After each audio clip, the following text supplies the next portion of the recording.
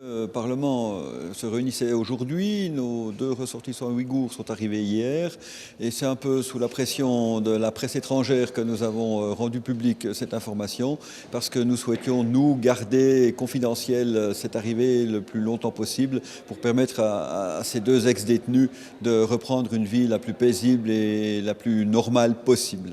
Alors, deux petits mots pour expliquer comment s'est passée cette arrivée. Vous l'avez dit, ça semble relativement bien se passer. Alors pour l'instant, tout se passe bien, effectivement. Ils sont arrivés hier dans le Jura, aux alentours de midi. Ils ont pu prendre leur quartier, comme on dit, et ils sont entourés par les gens de la JAM qui s'occupent d'eux comme ils le feraient d'autres requérants d'asile. Et pour l'instant, les informations que j'ai sont plutôt positives. Vous les avez vous-même déjà rencontrés? Non, pas encore. Qu'est-ce qu'on en a dit? Vous avez forcément déjà eu un retour, des gens qui sont heureux d'avoir trouvé une terre d'asile? Alors, ils ont beaucoup discuté entre eux, puis avec l'interprète, depuis l'aéroport de Zurich jusqu'ici dans le Jura. Et donc très volubiles, donc très contents apparemment de ce qui leur arrivait. Aussi très envieux de découvrir. Et il n'y avait pas une phrase l'une derrière l'autre sans qu'il y ait au moins 2 ou 3 fois le mot merci dans ces phrases qui attestent quand même, j'imagine, du bonheur qu'ils ont de retrouver la liberté.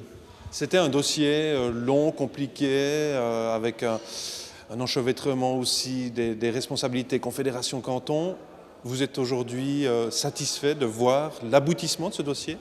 Alors, c'est un aboutissement heureux à ce stade. Ce n'est pas terminé. Nous devons maintenant intégrer ces personnes, leur trouver du travail, leur permettre de vivre en toute indépendance et tout à fait normalement comme n'importe quel autre citoyen de ce pays. Donc, c'est une première étape qui se termine bien et nous espérons que la suite de ce dossier se déroulera de la même manière. On avait beaucoup parlé de l'appui psychologique ou psychiatrique pour l'un des deux frères. Ça, c'est quelque chose qui est déjà mis en place. Enfin, vous en savez un tout petit peu plus?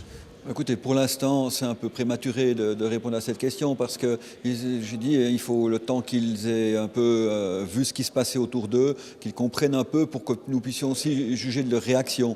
Mais de toute façon, la JAM a tout ce qu'il faut pour s'en occuper, que ce soit un soutien au niveau social, au niveau médical et au niveau interprète aussi. Donc moi, je fais entière confiance à l'Association jurassienne d'aide aux migrants pour leur offrir les meilleures conditions d'accueil. La Confédération continue à vous assister aussi pour leur protection, pour leur maintien dans une sphère la plus saine possible. Comment ça se passe à ce niveau-là? Alors, la Confédération est évidemment partenaire de cette opération, c'est notre interlocuteur. La Confédération traite avec les États-Unis, nous avec la Confédération. Ils restent partenaires, nous devons les renseigner régulièrement sur l'évolution de la situation. Et ils continuent aussi et surtout, ce qu'ils se sont engagés à faire, c'est assumer financièrement l'accueil de ces 2 personnes dans le Jura. Est-ce qu'il y a une infrastructure de protection qui est mise en place? Non, pas spécialement. On n'en ressent pas le besoin immédiat. Nous allons estimer les choses en fonction de l'évolution de la situation. Nous aimerions surtout les préserver des médias. Alors s'il vous plaît, essayons de leur préserver un peu de vie intime, d'une vie normale, de citoyen normal.